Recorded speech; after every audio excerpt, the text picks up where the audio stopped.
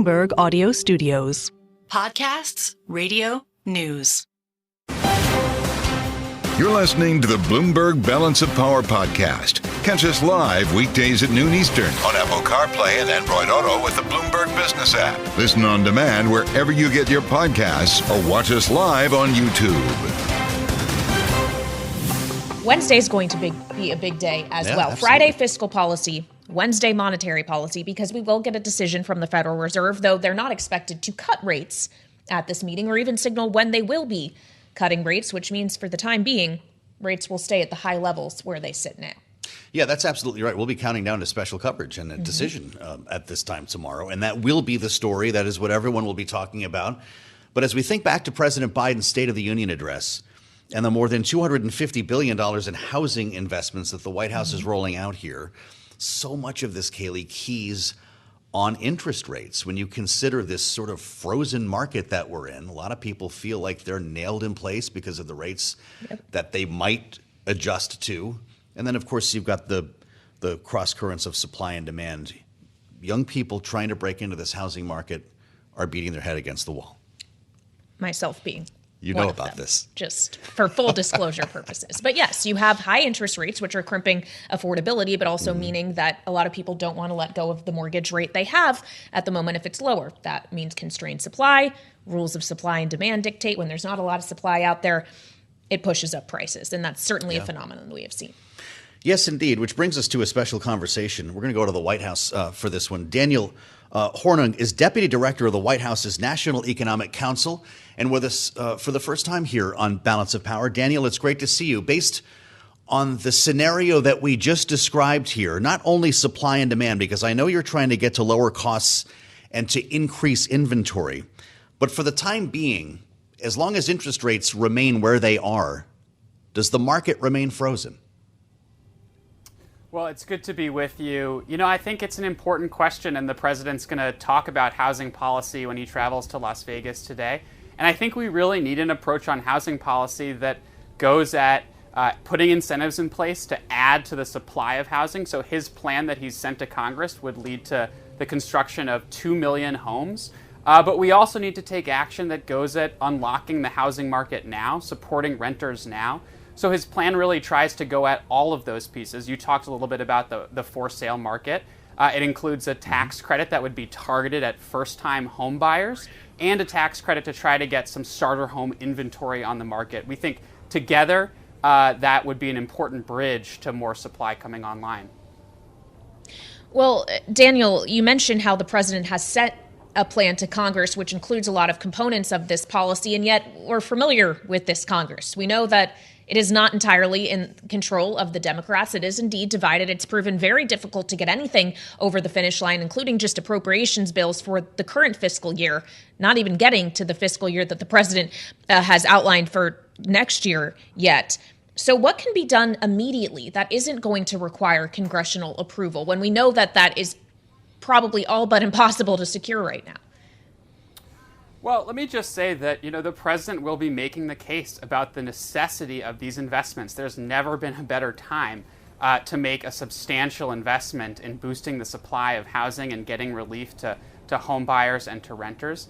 To your question, though, I think the president will also in Las Vegas today be talking about steps the administration has already taken and is taking to try to get more financing flowing to affordable housing construction, to try to reduce barriers to building throughout the country. And in the State of the Union, he also talked about some additional steps that federal agencies have taken to start going at lowering some of the closing costs that homeowners and home buyers face as well.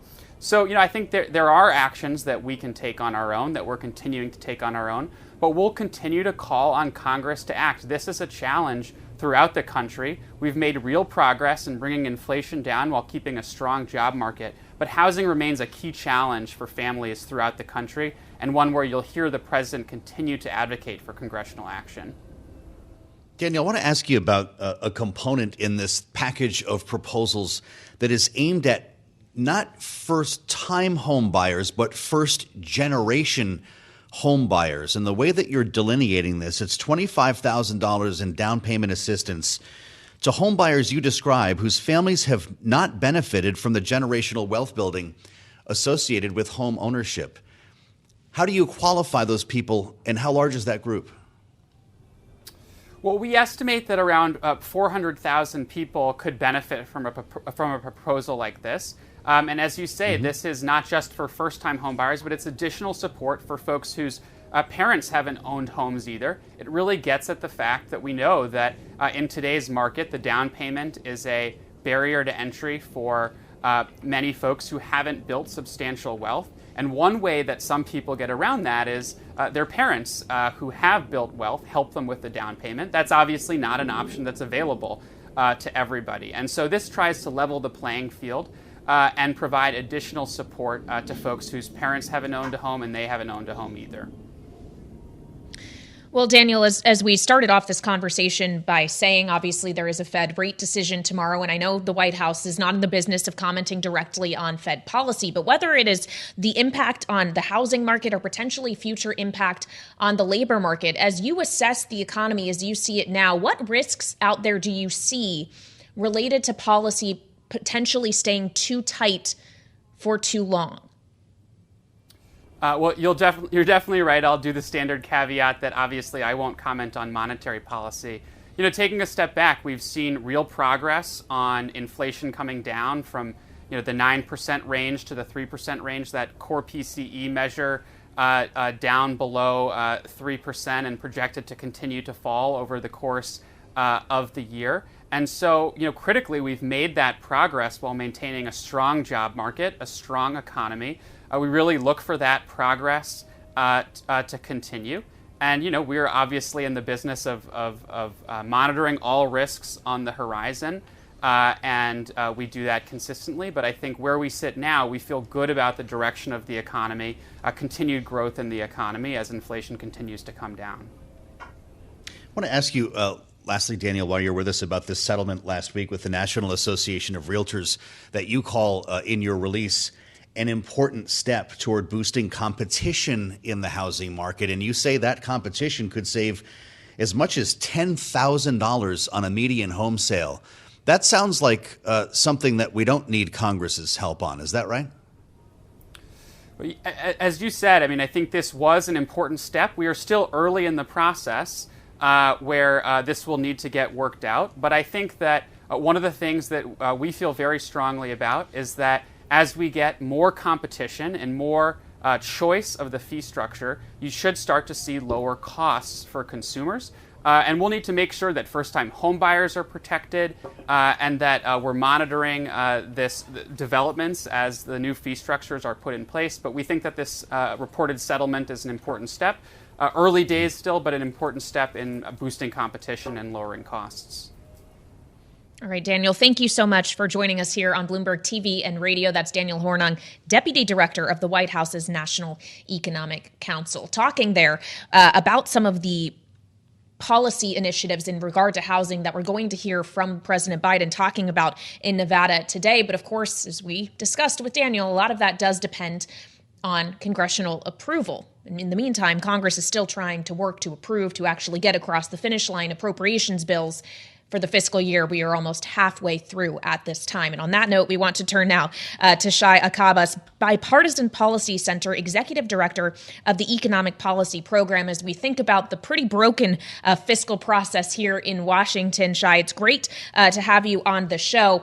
It seems as though we do have a deal. It doesn't necessarily mean a shutdown, even just a short shutdown, will be entirely avoided. But my question is more, if it's this difficult to get this done in March, when we're about halfway through the fiscal year, how hard is it going to be on September 30th when all of this expires and we're just about a month out from an election?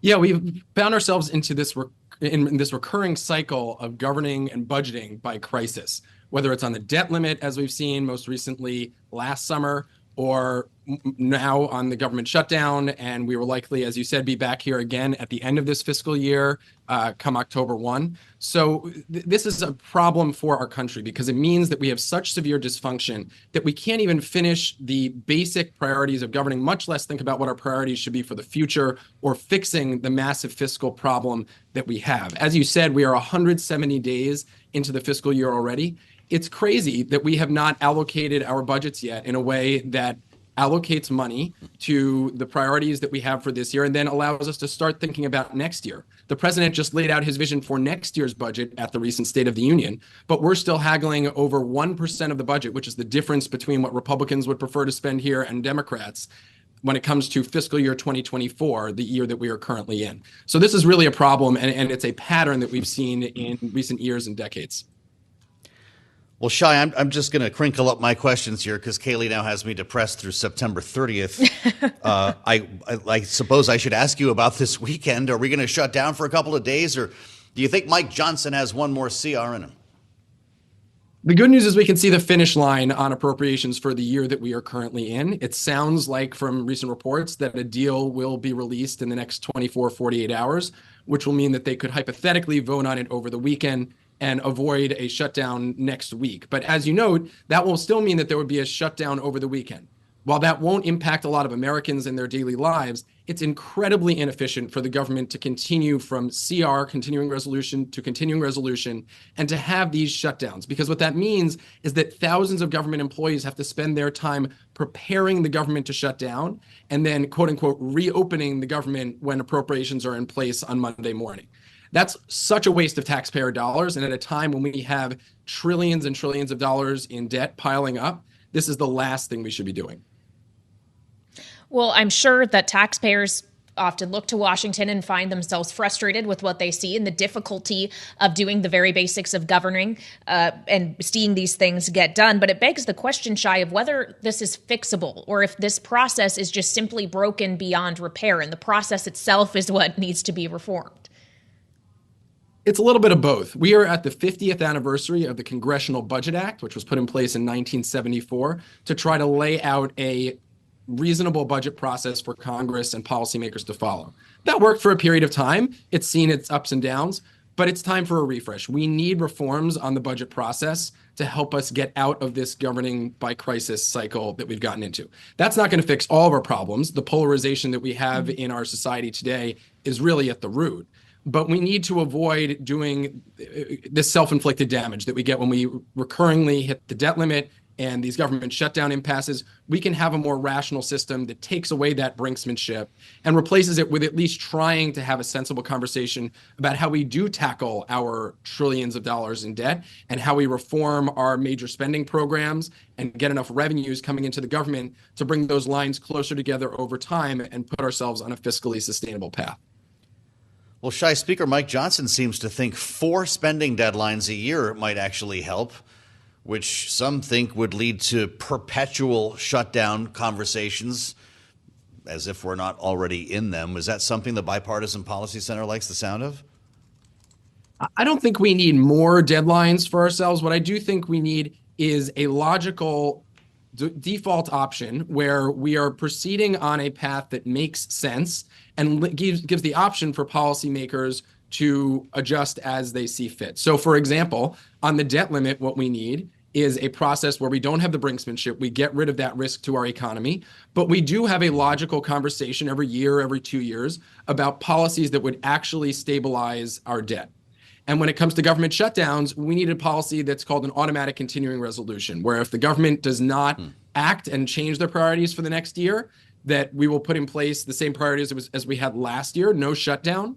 But there will be incentives in place for Congress to come to the table and figure out what this year's priorities should be vis-a-vis last year's priorities. Those are a couple of the kinds of reforms that would get rid of this brinksmanship. It won't solve all the problems. It's not going to magically get rid of the debates that we have in Washington over the budget, but it would at least put us on a more sensible course than what we've been seeing in recent years. All right, Shai, it's great to have you. Shai Akabas from the Bipartisan Policy Center, where he's executive director of the Economic Policy Program. We really enjoyed the conversation, Shai. Don't be a stranger. We're neighbors here in downtown Washington. It gives you a sense of how much love there is for the way things are going on the Hill. Right. Love. Totally the word. 4 deadlines a year. Just let that marinate for a while. Just makes me feel a little anxious already. And of course, when we talk about fiscal policy and an increasing debt load that the United States is facing, it brings us right back to Fed policy and the level of interest rates. And certainly Chairman Powell has to at least give that some consideration. That'll be the conversation tomorrow. Indeed. Right here on Bloomberg. Is Bloomberg. You're listening to the Bloomberg Balance of Power podcast. Catch us live weekdays at noon Eastern on Apple CarPlay and Android Auto with the Bloomberg Business app. You can also listen live on Amazon Alexa from our flagship New York station. Just say, Alexa, play Bloomberg 1130. Joe and I indeed are here in Washington, where usually the President of the United States spends most of his time. But since his State of the Union address earlier this month, he's been spending a lot of time, Joe, elsewhere, including in the critical swing states that ultimately will decide the outcome of the election in November. He's gone to Pennsylvania, Michigan, Georgia, Wisconsin, and now he heads west. We'll be in Nevada today. Yep, this is the road show that we knew would follow. He and the cabinet fanning out around the country. And then other officials like Daniel Hornung, who just joined us from the White House, are having conversations like this with members of the media, with members of Congress to try to move the needle on some of these proposals. There's so many of them. Yeah. But for Joe Biden, it really seems he's crystallizing things around the economy. Housing was our topic of conversation. That's a big deal in Nevada right now. Yeah, and that's exactly what he's going to be speaking about today. Economic policy seems to be something really he is focusing on, not just when it comes to housing, but also when it comes to, say, union workers. That's right. That's a point he's been making in some of these states as well. Well, yeah, you just delineated the audience here as we assemble our panel. Let's see how they feel about it. We've got news on both sides for Joe Biden and Donald Trump today. Jeanne, Shai, Zaino, and Rick Davis are with us, Bloomberg Politics contributors. Jeanne, the strategy here in states like Arizona and Nevada for Joe Biden, knowing that people are still feeling the impact of high grocery prices and are wondering, based on the polling that we've seen at least, when this economy is going to include them. Yeah, and we see the president going out west. And I was just talking to somebody about how important a state like Arizona is. You can just tell by the number of visits. He's obviously, as you were talking about, going to Nevada, Arizona, this western swing. Arizona is so important. We also saw the vice president out there. We saw the first lady out there. You contrast that with Donald Trump, who hasn't visited the state this year. And that just tells you how critical this is to the Biden campaign. It was, of course, one of the states that decided the 20 campaign and one of the states that Donald Trump and his voters protested. And Joe Biden only won it by 10,000 votes. So it's critical for them. And he is out there talking about issues that he knows that the people out there care about. And, one of the interesting things about the state is there is a large independent vote, a large independent streak there. We won't necessarily see their votes today because if you're registered independent, you can't vote. But we will see for those who are maybe, say, registered Republican, but who aren't quite crazy about Donald Trump, do they vote in another direction? So we're going to get some signs today, and they're out there talking about everything from the economy and housing to immigration and abortion, because that is something you see some Democrats trying to get reproductive rights on the ballot out west in a state like Arizona, which Democrats feel can help them as they seek to hold this important state in November. Well, Rick, to expand on Jeanne's point here, sure, going there is one thing, but what you say when you get there is another, to her point on the issues. What should the Biden campaign be leaning into most when he's making these trips? Yeah, look, I mean, he's got some constituencies that are a bit problematic for him. I'd say the most obvious one are Hispanics.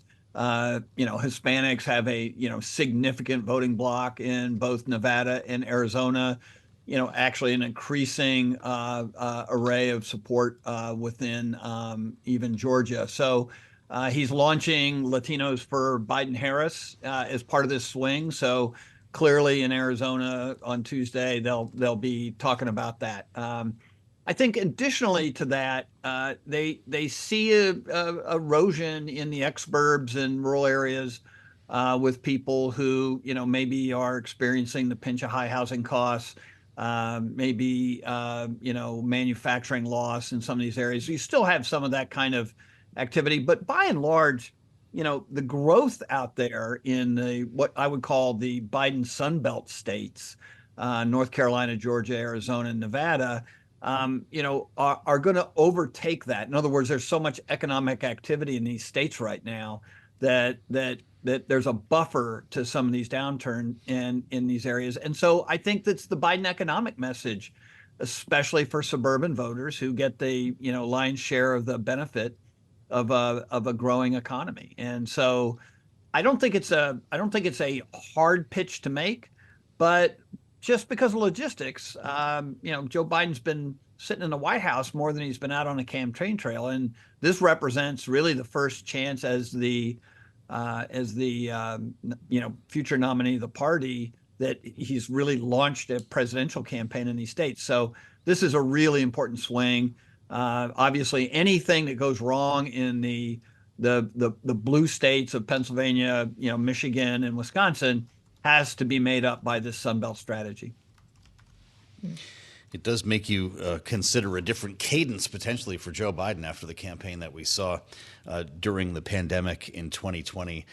I have to ask you both about what we're hearing from Donald Trump. This has been a remarkable week for things that he has been caught to say on a microphone, in this case in a radio interview following his remarks about immigrants who he said are not human beings, they're animals, in the speech last weekend where everyone obsessed over the bloodbath remark.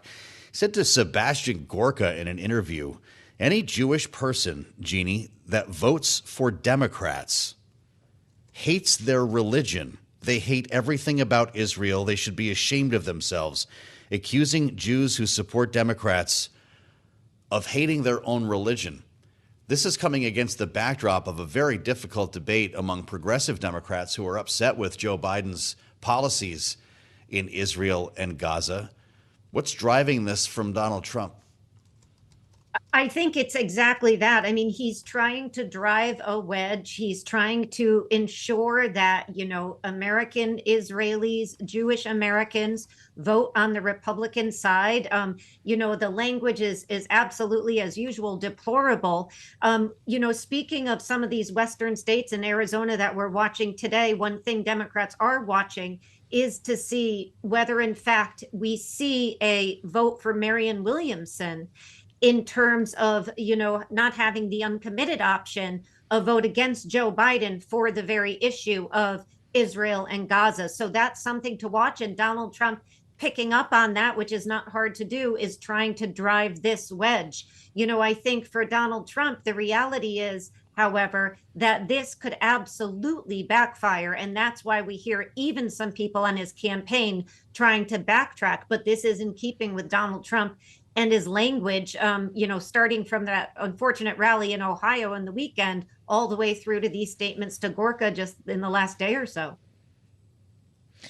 Yeah, absolutely. From bloodbath to migrants being animals, now to this. And of course, at the same time, this is all happening in the context, Rick, of an active campaign for being in the Oval Office once again, for seeking the presidency, and also around considerations of who he will be surrounding himself with if he does indeed win in November. We had some great reporting here at Bloomberg from our colleagues Justin Sink and Jennifer Jacobs overnight that apparently Vivek Ramaswamy not going to be the VP pick, maybe instead the Department of Homeland Security Secretary. Rick, does that make sense to you? Nothing about Vivek Ramaswamy makes any sense to me. I couldn't figure it out when he was running for president, and I'm pretty confident I won't be able to figure it out if he winds up in the Trump administration. I mean, here's a guy whose one of his main platforms for running for president is to dramatically reduce the number of employees in the federal government. I mean, by hundreds of thousands. And you can only imagine if he was wound up put in charge of Homeland Security, that probably one agency that everyone agrees needs more workforce on the border, needs to be able to, protect our border and our assets, in CONUS, United States, from terrorists that want to destroy our way of life. And he's going to reduce the number of people at work that day. It just doesn't make any sense. But he'll do and say what Donald Trump wants him to. So he'll have the one qualification that's necessary to serve in the Trump administration. Wow, incredible. We talked a little earlier, Kailey, about another report that Kevin McCarthy, who incidentally his seat is up. Indeed, special election tonight, might be a chief of staff for Donald Trump in a second term. Well, he did he's say hanging around for? When he announced his retirement that he was just going to serve his country in different ways. Okay. Didn't necessarily say I'm out on politics forever. I feel like these decisions might just end up riding on who last shows up at Mar-a-Lago before November. I don't know. So much could happen. Indeed. But interesting to consider as some of this begins to take form, at least in presumptive fashion. You're listening to the Bloomberg Balance of Power podcast. Catch us live weekdays at noon Eastern on Apple CarPlay and Android Auto with the Bloomberg Business app. Listen on demand wherever you get your podcasts or watch us live on YouTube. I know the presidential thing is already pretty much worked out presumptive. We're looking down ballot at some really important races. We've talked about the Senate primary in Ohio. We're looking at some pretty important House races in Illinois, a special election in California to fill the seat once held by a guy named Kevin McCarthy. And I'm glad to say that with me at the table here in Washington is Greg Giroux, in person, in the flesh, Bloomberg government. He's a real boy. Great to see you. Welcome to the program. Happy Primary Day. Merry Primary Day to everybody. We're way overdue on this. So let's pick through a couple of these. You have, I'll call it a manifesto at the risk of getting in trouble, on any election day. Races to watch. You did a great job on this, and you can find this on the terminal and, of course, at Bloomberg.com. We'll start with the big one. That's the Senate primary in Ohio. We're going to learn here who's going to run against Sherrod Brown, and we're going to learn a little bit about the impact that Donald Trump may have as well, aren't we? Yeah, it's really the first big test of the sway of Donald Trump's endorsement with the Republican electorate. You have a three-way Republican primary in Ohio, one of the states that will help control the narrowly divided Senate. Trump endorsed Bernie Moreno. He's a wealthy luxury car dealer from the Cleveland area. Salesman. It's a pretty fractious primary. But he's up against two opponents, including Matt Dolan, a state senator with also a lot of personal wealth, part of the family who owns the Cleveland Guardians baseball team. Then there's Ohio Secretary of State Frank LaRose, is the only one of the three who's actually been elected statewide. Looks like it's a two-person race between Moreno and Matt Dolan. And Dolan's been taking a pretty straight-ahead establishment Republican approach. So voters have a real choice to make here. It's a pretty stark one, isn't it? They really do. And Dolan ran in 2022 in the primary that J.D. Vance, now the other senator from the other seat in that state, won that. Dolan came in a close third. He sort of told Republican primary voters then it was time to move on from Donald Trump. And he's sort of modified that rhetoric a little bit, saying he supports pro-Trump policies, but he did not actively seek Trump's endorsement, and the former president endorsed Moreno. We talked to Spencer Kimball from Emerson Polling right around this time yesterday.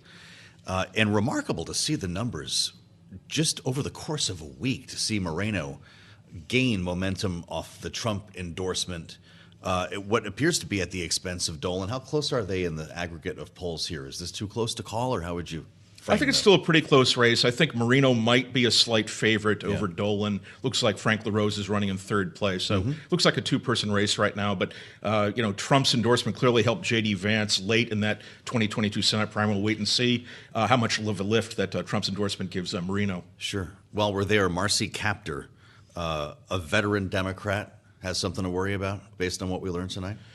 I think she might. She's the longest-serving woman in the history of Congress, one of the most durable politicians you'll see in either party. She's been there since 1983, has dominated that Toledo area district. The Republicans redrew it to lean Republican in the redistricting of a couple of years ago. What happened 2 years ago was the Republicans nominated a flawed candidate. Was very closely aligned with Donald Trump. He wound up losing by double digits. He started to run again, then he withdrew from the race, and the Republicans are backing a different candidate, State Representative Derek Merrin. And so they think that he'll be a more electable candidate in November than the 2022 nominee, Jared Majewski, was. So that would be bad news for her if Merrin is the winner. Well, she'll definitely have a very competitive race. It's a district that Trump would have carried by 3 percentage points, so it leans a little bit Republican, but not overwhelmingly so. There are some other districts that Democrats hold that are more pro-Trump than this one. And, Kaptur has been a longtime politician. She'll probably try and win some ticket-splitting voters, although that's usually harder to do these days than it was, a generation or two ago. How true. As we spend time with Greg Giroux from Bloomberg Government on primary day as we move to Illinois. This is interesting. The House Veterans Affairs Committee chair is facing a primary challenge. We're starting to see this more and more with establishment politicians getting a challenge frequently endorsed by Donald Trump. But how do you look at this race? Yeah, this is in Illinois' 12th district, which is in downstate, maybe the bottom third of Illinois, which culturally has a lot more in common, I think, with the South than with, say, Chicago. Actually, there's some areas of this district that are closer to, like, Nashville, Tennessee, or even Jackson, Mississippi, than to Chicago. That's how vast, like, Illinois is and how different its political geography is. But Mike Bost, the Veterans Committee chair, faces an unusually competitive primary challenge from former state senator Darren Bailey, who was the 2022 Republican nominee for Illinois governor, who won the nomination overwhelmingly with Trump's endorsement. And I think he's still trying to maybe ride this some is of that the one residual. that got Matt Gaetz out there, right? Yeah, Matt Gaetz, and Matt Gaetz is supporting Bailey, which is unusual. Yeah, why are they even involved? Because Gaetz and Bost have feuded before, so it's personal. It's personal, yeah. Got it. So it's on everyone's map, though, of races to watch tonight because you've got a chair, obviously, at hand. And Greg, we've got a special in California. This is the seat held by Kevin McCarthy. That's right. McCarthy resigned on New Year's Eve after being ousted from the speakership. And this is probably going to be the first round election to replace him. I think this election is going to winnow the field rather than elect a successor because you have 9 people on the ballot. You need a majority of all votes. To a runoff. Vote most likely. The top candidate there, Vince Fong, is a state assemblyman, used to be McCarthy's aide. He ran in the regular primary on March the 5th and won about 41% of the votes. So he's probably the front runner here, but he needs 50% plus 1 to win. That's going to be tough. But if no one wins a majority, then the top 2 advance to a May 21 runoff. And Fong's got Trump behind him as well. Fong has Trump and McCarthy's endorsement. So how much of it, part of the media narrative is that this is a night where we're watching Trump, and I'm going to get tweets from people who are upset because I'm talking about Trump, and he's not, well, of course he is on the ballot, but he's the presumptive nominee, and that's not the contest we're following. His influence is on the line in some of these races, though, is it not? Yeah, it really is. We want to see how much clout he still has with the Republican electorate. In the 2022 races, a lot of his candidates got over the finish line in the Republican primaries, but then a lot of them failed in the general election and very likely cost Republicans a golden opportunity at winning control of the Senate. That's certainly a scenario that the Republicans would not want to repeat this November.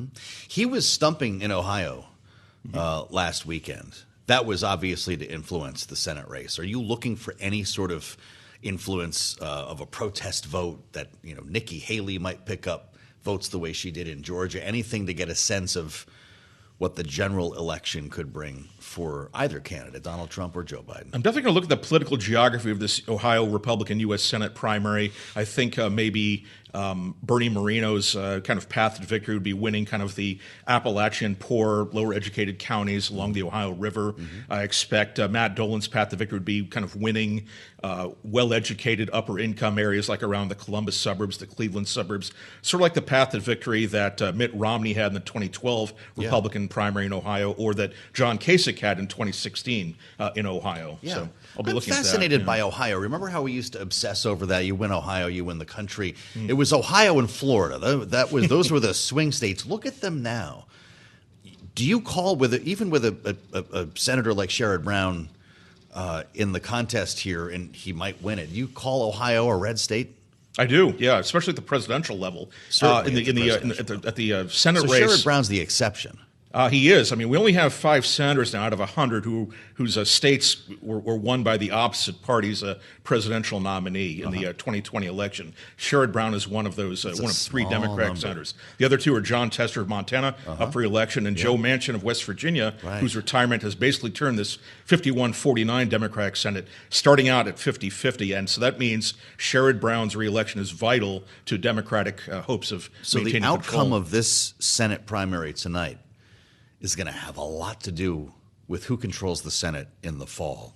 That's why Democrats, this is Chuck Schumer's, essentially his political action committee, has been spending money to boost Moreno. That's right. They think they stand a better chance against a MAGA candidate. That's exactly right. And from time to time, we sort of see this intrusion by the other party into by one party into the other party's primary. We're seeing it here with this Democratic group, thinking that Bernie Moreno would be the least difficult. That's a risky game they're playing. It really is. It really is. But it's paid off, and it certainly did in the midterms for Democrats. It did. Yeah. I mean, they made some of those bets, and I can think of a few primaries where I think they elevated the candidate that they wanted to face in the general election. Fascinating. fascinating. Great to see you. You're going to be a fixture during this campaign, right? We want to have you back when we can. Let us know what you're working on and what you're looking at, because it means a lot to us here on Balance of Power. Absolutely. Greg Giroux at Bloomberg Government. Find the story that I'm talking about on the terminal. Congressional primary races to watch in Tuesday's election. Very simple, but a really great breakdown on everything that we just talked about, and a couple of more races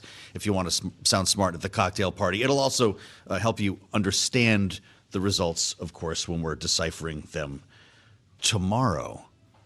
Ohio, Illinois, California, among other states here in the mix that we're going to be watching here, and we'll have, of course, some analysis for you tomorrow. Thanks for listening to the Balance of Power podcast. Make sure to subscribe if you haven't already at Apple, Spotify, or wherever you get your podcasts. And you can find us live every weekday from Washington, D.C. at noontime Eastern at Bloomberg.com.